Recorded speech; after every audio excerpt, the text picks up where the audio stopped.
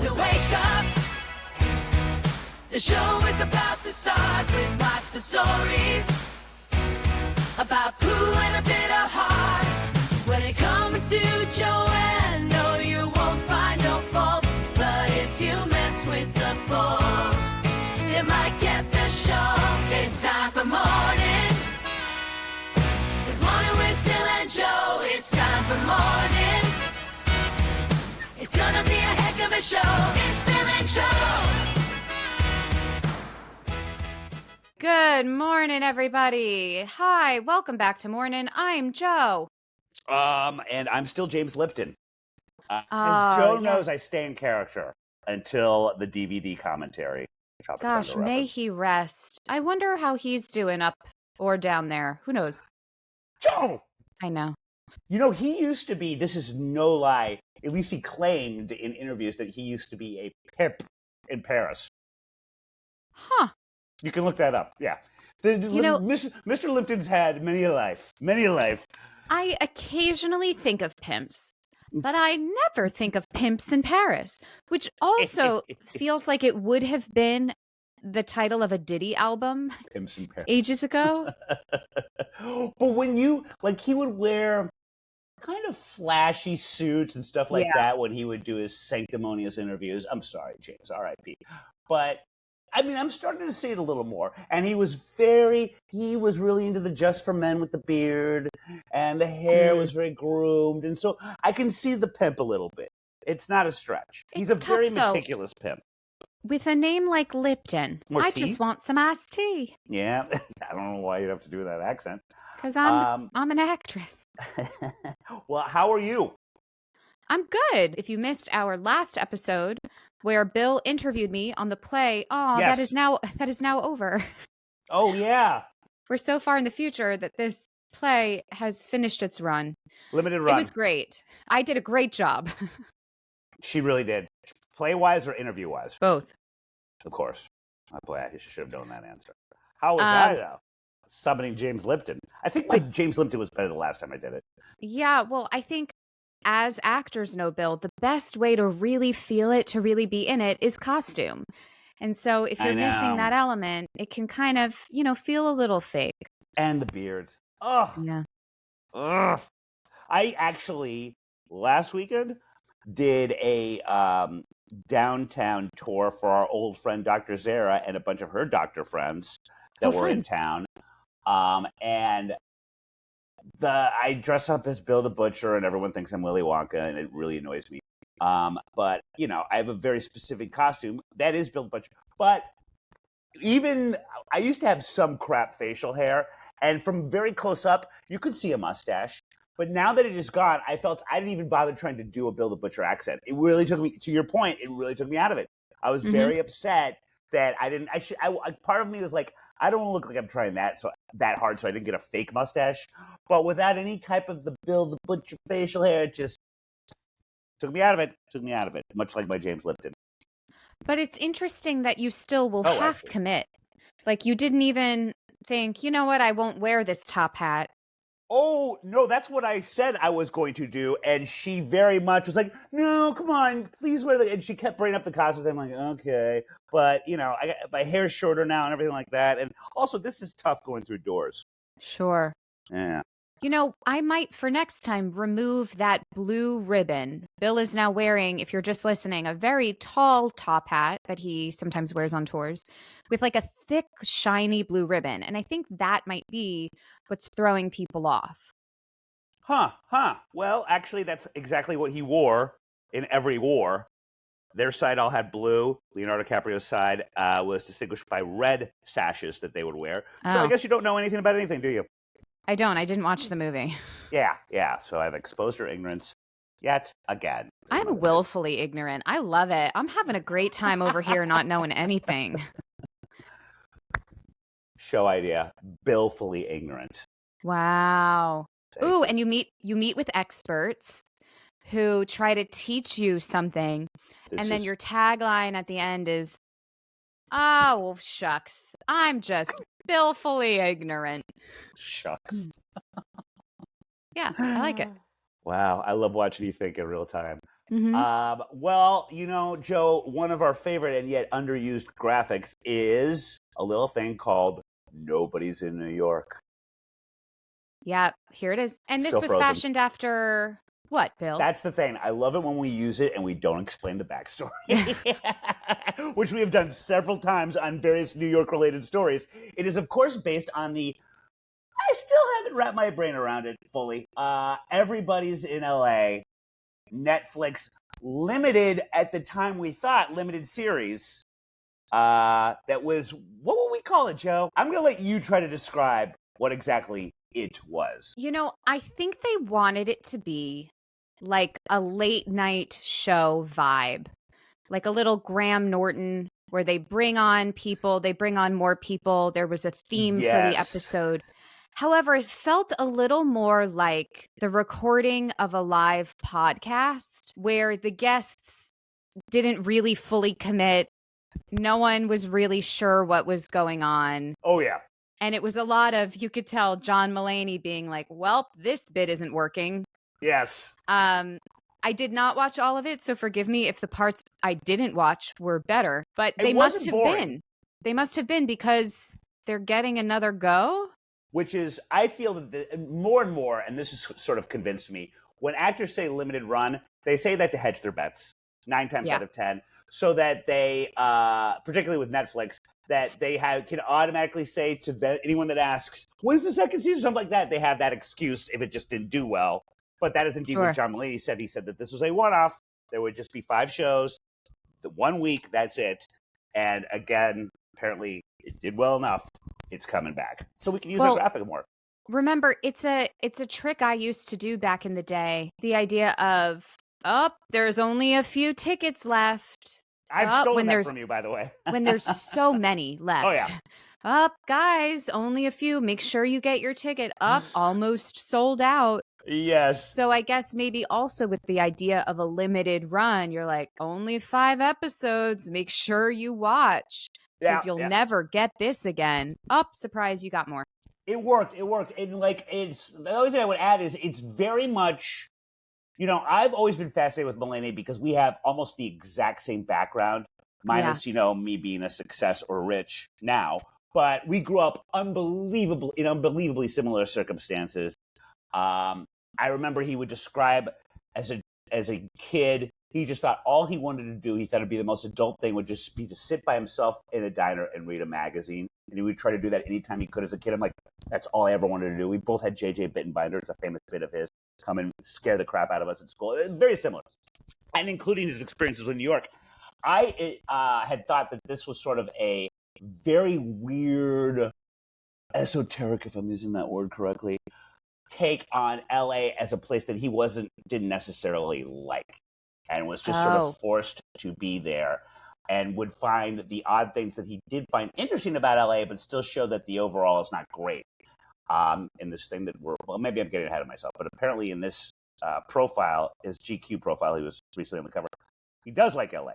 And all the weird things, because each episode was a theme, they all just focused on some things that he's been obsessed on since he's moved there. And Joe, I don't need to tell you, but dry drunks get obsessed easily when they're off the sauce and the drugs and whatnot. Yeah, but he gets obsessed about weird things. Oh yeah. There's an entire episode devoted to coyotes, and then another with helicopters. Yes, ma'am. All things that I still like. It would be basically me doing a show about LA if I was 10 years old.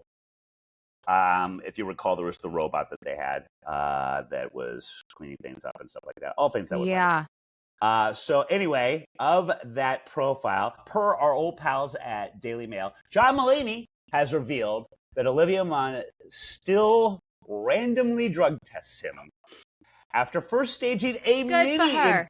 Oh boy, I should have actually had that be our graphic. After first staging a mini intervention, a possible upcoming show topic for him, when she was 6 months pregnant. They never really explained that. The funny man, 42, said of his wife, 44, that they came up with the plan to keep him accountable. It's like a relief, Mulaney told GQ in his Comedian of the Year interview. I like to be able to not even have that be a question in her or anyone else's mind, he explained. Something about peeing in a cup is like, I'm walking this walk. That's a terrible Mulaney. I apologize. There was a time when I would have told you that I could not fly, sleep, or perform unless I had a Klonopin. Klonopin's that big of a deal. And Mun and Mulaney had only been seeing each other for a very short amount of time when she got pregnant with their first child. Again, Joe, to repeat my favorite phrase, this whole article raises more questions than it answers. Yeah. It was like watching a man in a tsunami, she said. I was watching someone newly sober at the edge of a cliff, and I didn't know him well enough to help him. They tied the knot over the July 4th weekend and told the magazine that they agreed to raise Malcolm as a couple only 2 months before he was born. Mulaney and Munn welcomed their second child, a daughter named May, on September 14th via a surrogate.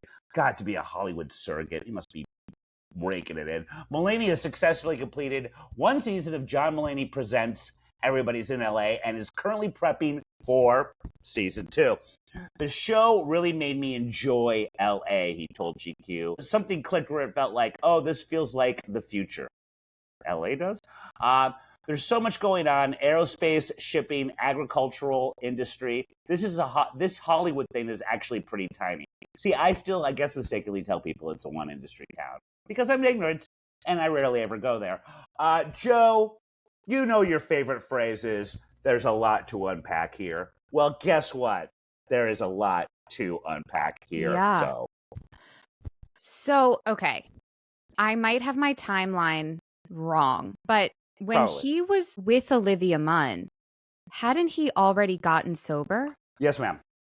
So for her to then host a mini intervention when she was 6 months pregnant? I need so many more answers. I have so many more questions about that they just gloss over. I don't even understand that. Maybe she just meant intervention in the sense of, I need it for my trust. You're doing things that are making me not trust you. Maybe not necessarily you're back on the sauce or whatever. But Right. Listen, I think whatever you need that you, your partner, and your therapist can all agree upon to gain back or to build up trust, especially when there's a little human involved, like, it's a family. And I certainly, if I knew my partner had a past with drug use, a pretty wild past with drug use, I would want to make sure that my kid wasn't exposed to the sort of instability of that. So if he's on board and he doesn't mind doing it, I think it's great. I don't know, man. I just think that's a lot. If he had never done anything to worry her trust-wise, the wife immediately has the upper hand by taking this maternal role of being like, better fill this cup up before we talk about anything else, and then goes into the bathroom and has already learned how to do which obviously are available in any CVS, an at-home drug test via a urine sample. There is not a balance there. To me, the whole thing, I think that I always thought, we talked about the fact that when you first leave rehab, the one thing they tell you is do not get into a relationship, period. Very raw, all of these things you should not be doing. And what, of course, he does is he immediately divorces his poor, long-suffering, no one ever speaks about her wife, and immediately knocks up Olivia Munn, as she has just recently reconfirmed. So you should be doing that.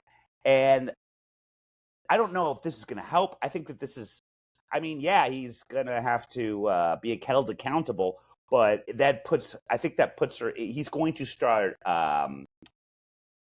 resenting it, or resenting her. Oh, I her. think, for making him do this. I'm sure he's acting like they both came up with it together. I do think, though, that there is trust there. And she does love him and believe in him because they had a second kid.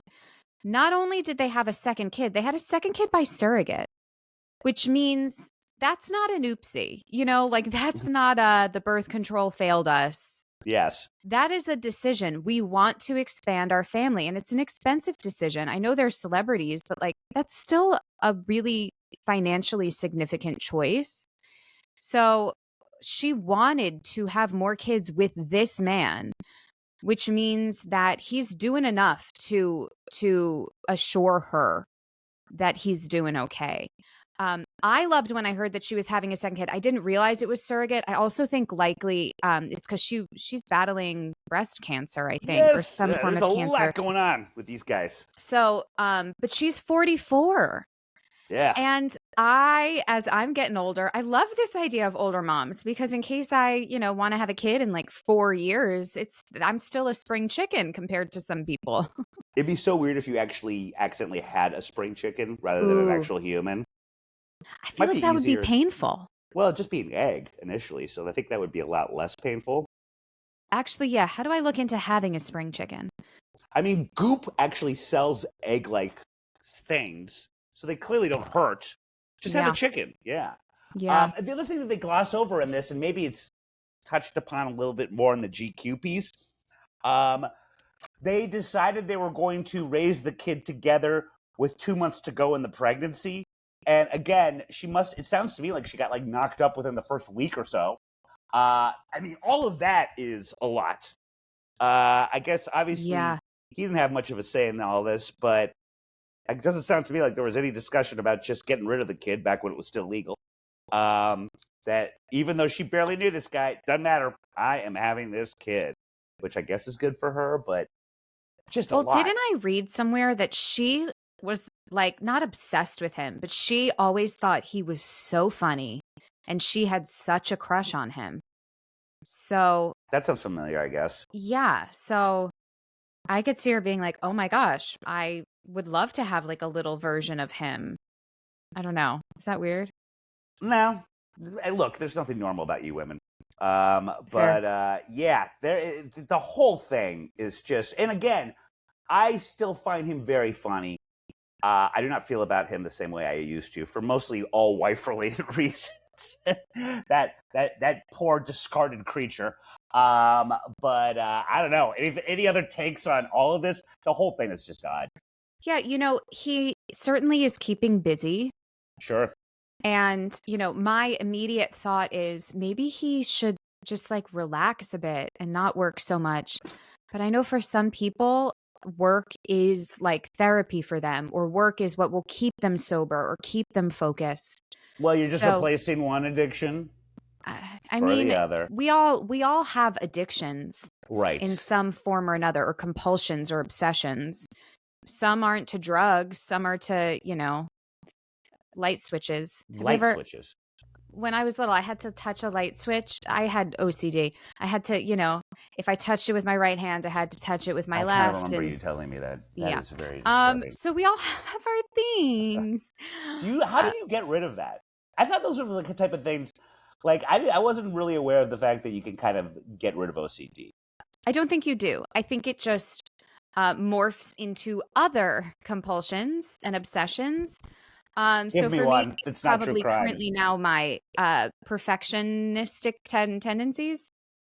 I've yet to see those. But Ouch. Oh, that hurt. nailing I'm it. going to think about that for the next 24 hours. Oh my gosh, it sounds like you're giving birth to a frog in your throat. All right, let's do another celebrity one. Oh, I like this one. Gillian Anderson, guys, also from the Daily Mail. Let's see what I was reading this weekend. So you know that we're about to get the age. Actress, 56, released the book Want this September and was recently being profiled by the Daily Mail. And it compiles anonymous letters from women around the world revealing their deepest fantasies, including her own. The X-Files star explained that both women and men have been getting their hands on it in an effort to understand how women feel about sex when they have the freedom to be totally anonymous. But the act of actually writing particular words down, all of a sudden I froze, and I'm not a prude. She's saying this. I could hear and see quite a lot without being affected, and I was really shocked that by writing it down, it felt dirtier than it was in my mind. I've had men say to me that they've bought it for their daughters to counterbalance the toxic masculinity that's out there. Wow. Young girls. These men are fucking holding on to it. They're not giving it to anybody. Oh, yeah, that makes a little more sense. But even to use that excuse is I creepy. bought it for my daughter. I love your impressions of dudes. Young girls who are yet to have had sex, women in their 70s, and those who have never been kissed, women who have been married for 35 years and just exhausted by the same old, same old. Those are all people, she says, that have been buying it. Gillian, is it Gillian or Jillian, who dated the Crown creator Peter Morgan, hello nepotism, for 4 years. I believe she was in that. Said that the mother of three, she is trying to set an example for women everywhere that it is never too late to start something new. She's got 2 teenage sons and an older daughter that she had when she was in her 20s with an X-Files creator. See a theme. Joe, your thoughts? You know, gosh, in some ways, the sex positive, let's share experiences movement feels a little like the free the nipple movement to me, which I have always felt is the patriarchy just sitting back and having some popcorn and like, this is great. Cut her mic. She knows Yeah. too much already. Yeah. It's like, yeah, men are like, wait, these women are just openly sharing all of these sexual and you're saying it's going to make them feel even more empowered and open and like sexy. Okay, great. Yeah, sounds good to me. Yeah, what happened to just like book clubs? This is what book clubs are for, okay? You don't read the book, you just get together with your girlfriends and you talk about sex stuff. You don't need to I write thought it all just down. an excuse to down bottles of wine, but I guess one That begets the other. too. Yes. That too. Listen, whatever makes women feel better, just, I don't know, to get on a soapbox and say it's for empowerment or I'm not as sure about that. This thing blew my mind in a lot of ways. First of all, you're right. The guy is not probably, I hope, not buying it for his daughter. Although that in of itself is still a weird excuse if it's not true. Just say you're buying it for your wife. Why do you have to use your daughter as an excuse? That is weird. That doesn't, yeah. But the other thing that I thought was interesting too is like, and I believe you're a lady, so you can tell me, no guy in the history of history would ever have any interest in reading about other dudes' sexual fantasies. Maybe gay men would, but nothing could seem more weird and awful and not sexy to me. Reading women's, yeah, I'm definitely for that. But I think that's where we differ gender-wise, because I think women are interested in hearing about other women's sexual fantasies. Whereas I'm speaking for all of us, all men, no guy cares about his buddy's sexual fantasy. Although you say that outwardly, but here's the thing. Anything that is sort of taboo or not super discussed, we are curious about. That's human nature. And especially with men, I don't think you all get together at book clubs down a nice Chablis and talk about your sexual fantasies in an open and honest way. So I do think that there is a curiosity. We all want to know that what we're thinking isn't weird or like that I'm not the only one who feels this way or wants this or is curious about this. So there is something, we want that validation, I think, that we're not the weird one, which maybe this will help some people with. But that one quote you said about the woman with writing it down, it almost made it feel a little more explicit or a little more intense. That's why us women read chick lit. That's what I call it. It's those sexy romance novels where, it's, I'm telling you, it's very entertaining. See, I don't think it is. Because you always told me like the 50 Shades thing was terrible. Well, and I assumed that was like the biggest chick lit bestseller of all time. Yeah, it's because there was too much dialogue. There was too much exposition. Okay, just get right down to it. No, I think I've told you the only things that take me out of the writing is typically if it is written by a man. Even if it's not exactly. See, even if it's not a romance novel and they'll put something in there, it's all about the nipples. I'm just like, That tracks. That's how I immediately know something is written by a man. He's like, and her nipples were hard, or I could see her nipple through her shirt. Her nipple, and I'm like, y'all are just fixated on the nipple, but okay. Again, free the nipple. I told you, a man is responsible. You know too much. You know too much already. She must be silenced, or at least spoken to. Yes, and that's again the other thing too, because like even like if I read anything anymore, it's all just stupid biographies or something dumb and historical. I can't remember the last time I read a novel unless it was for work. But even if it's just like a casual, not at all explicit sex scene, and it's from a male author, I'll sometimes just skip over. I'm like, ooh. If it's a female author, all in. Yeah, I'm interested to see what she's talking about. But yeah, I mean, that plays back to the whole I don't want to know about dude's sexual fantasies in a book format thing. And also like invariably they used to, and I believe they still do, like the worst literary sex scenes awards every year, and it's always all dudes. Yeah. So they'll put them in the whatever magazine it is. It might be New York Times Book Review. I don't remember. And it's always all guys.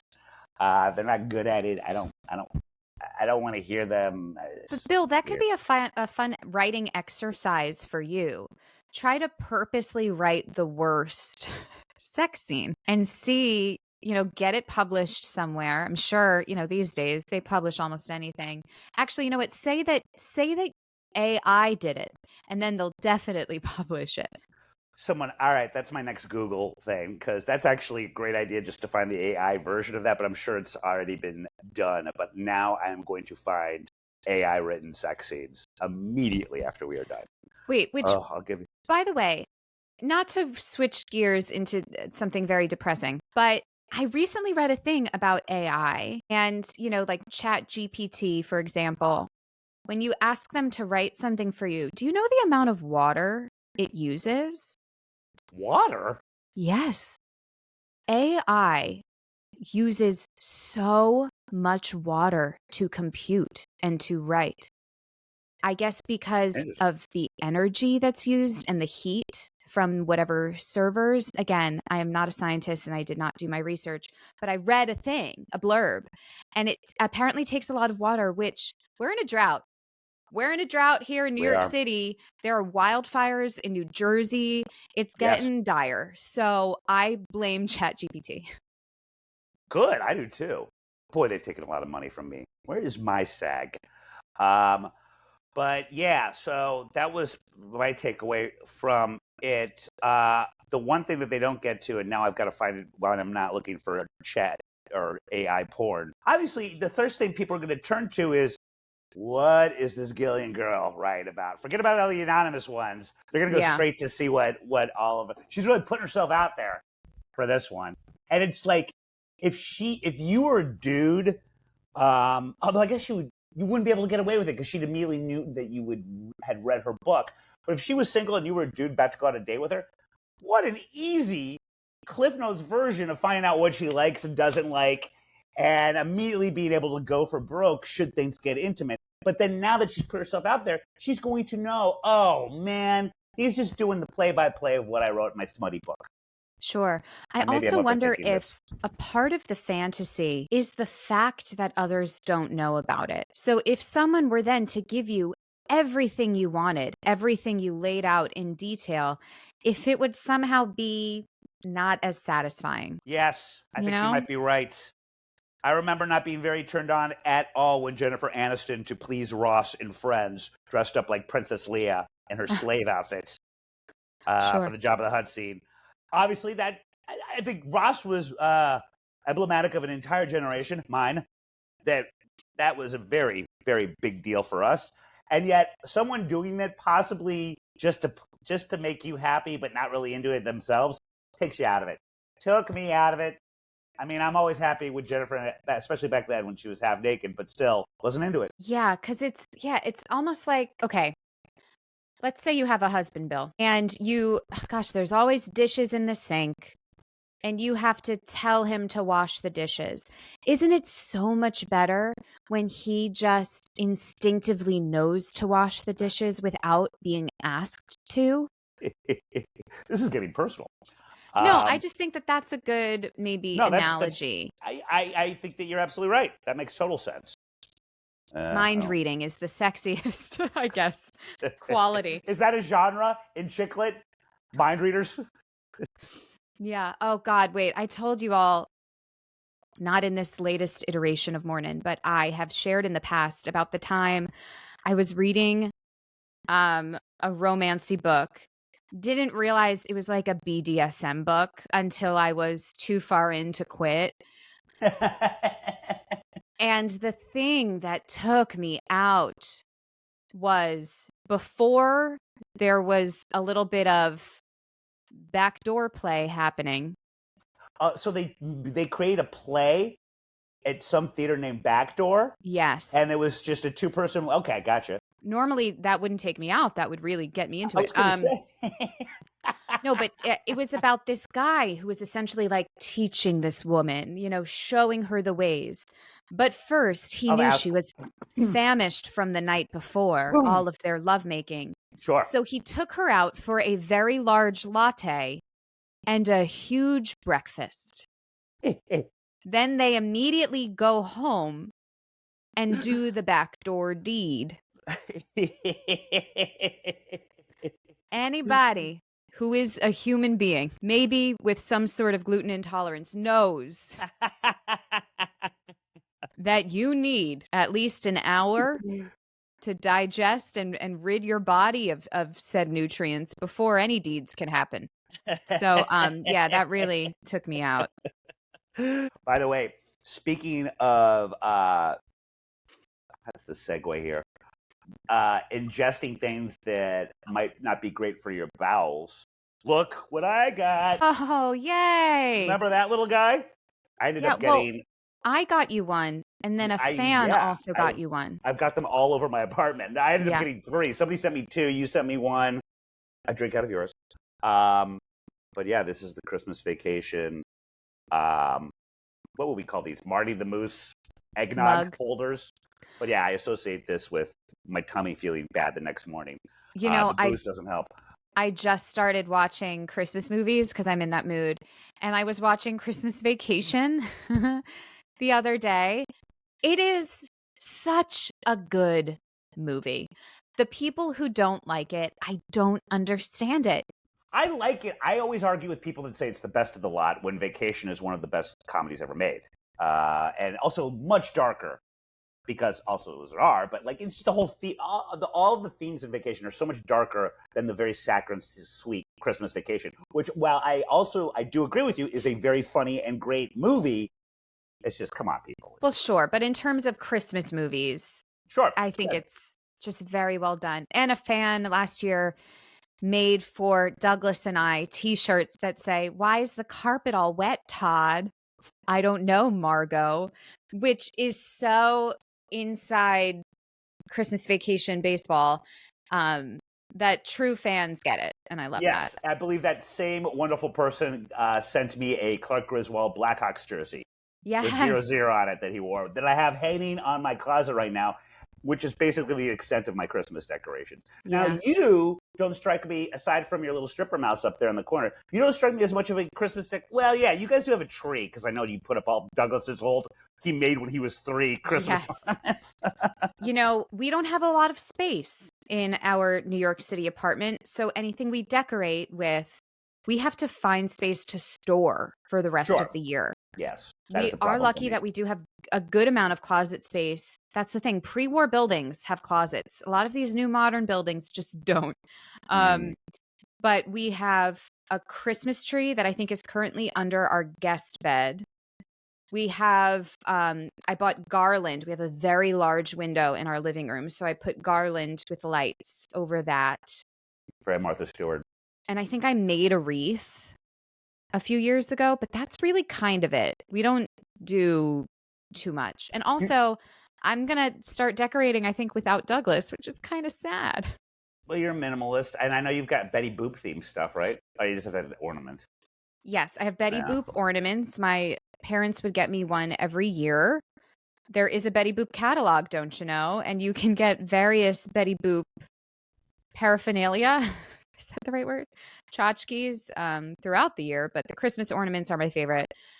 So I only have like half of them here. The rest are at my parents' house. I always felt so bad for Betty Boop in Who Framed Roger Rabbit when she bumps into Eddie while waitressing because business has been slow since movies went to color, but I still got it, Eddie. You do, Betty. You do. But I Wow. felt bad for her. Was that a good You Betty, should- by the way? No, so you should write that down in one of your sexual novels. Oh, Eddie just going to town on Betty Boop. Oh, backdoor play with Betty There's Boop. a lot you can do with like word play with Boop and Betty. And yeah, there's the time period. I think there's a lot you could do. Think about the cleanup afterwards. All the ink on your bed. I mean, I have dated girls that were really into spray tan, so I guess it's not dissimilar. That's not too far off. It really isn't. Well, Joe, as always, you've been the opposite of a delight. I guess if we're airing this when I think we're airing it, I guess you can't necessarily plug Walden anymore. What else you got? Yeah, hopefully. Well, here's a more you, Joe.